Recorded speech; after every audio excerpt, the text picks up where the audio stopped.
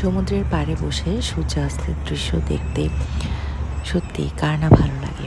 আর এমনই একটি মিষ্টি সন্ধ্যায় আমরা সমুদ্রের পাড়ে বসে এই সুন্দর সূর্যাস্ত দেখছিলাম। আর আলহামদুলিল্লাহ সব কিছুর জন্য। আসসালামু আলাইকুম, হ্যালো এভরিওয়ান, আশা করি সবাই ভালো আছো, আমরাও ভালো আছি আলহামদুলিল্লাহ।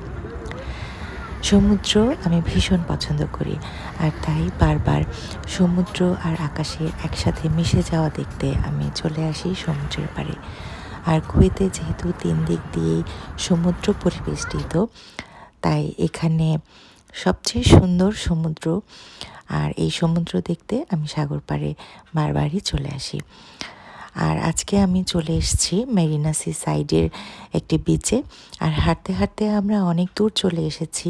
আর এখানে সাগরের পাড়টা একটু পাথর দিয়ে বাঁধানো ছিল, আর সাইডে অনেক সুন্দর সাজানো গোছানো পরিপাটি করে ডেকোরেট করা ছিল।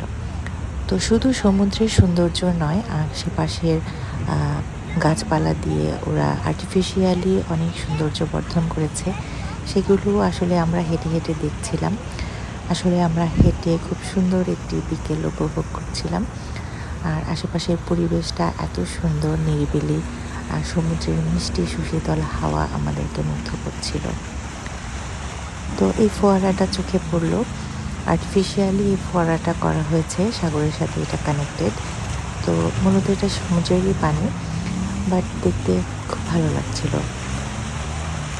তো আমরা হাঁটছিলাম আর সমুদ্রের সৌন্দর্য উপভোগ করছিলাম। আর আপাতত সন্ধ্যা হয়ে গেছে, সূর্য অস্ত ডুবে গেছে, বাট তারপরেও আকাশের রঙটা আর সমুদ্রের পানির রঙটা খুব চমৎকার ছিল। দূরের আকাশটা দেখা যাচ্ছিল, আমি বারবার আকাশটার দিকে তাকাচ্ছিলাম। আর সূর্যটা ডুবে তার যে আভাগুলা পুরো আকাশে ছড়িয়ে পড়ছিল, আর আকাশটা যে কী চমৎকার লাগছিল সেটা বলে বোঝানোর মতো না। তো আসলে ছবি তুলে বা ভিডিও করে আসলে এই পরিবেশটা তুলে ধরা সম্ভব না, বাট তারপরেও আমি যতটুকু পেরেছি আমি চেষ্টা করেছি। সমুদ্রে একটু একটু করে ঢেউ বাড়ছিল। তো যাই হোক, আমি সূর্যাস্তটা উপভোগ করলাম বসে। তারপর একটু পরেই সন্ধে নেমে এলো।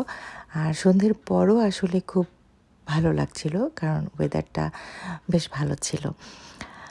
তো এভাবেই সাগর পাড়ে আমরা অনেকটা সুন্দর সময় কাটিয়েছি।